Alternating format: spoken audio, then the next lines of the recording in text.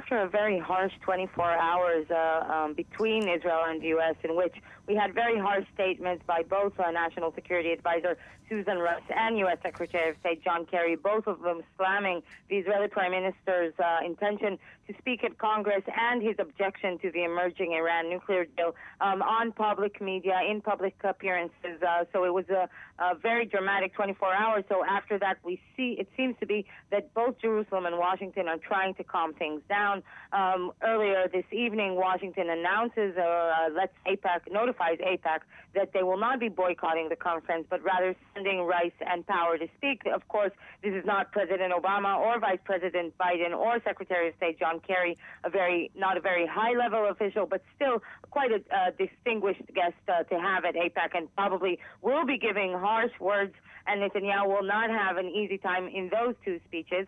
But Netanyahu's decision also signals an understanding in Jerusalem that the decision to, earlier this week, Netanyahu decided to decline a similar invitation by Senators Dianne Feinstein and Richard Durbin, and he then was criticized very widely from the United States. Those two senators invited him to meet with the Democratic Party behind closed doors.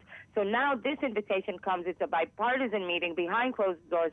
So Netanyahu will be giving a speech, but afterwards he will be meeting with both sides of the Congress and try to explain what he is meaning in his speech.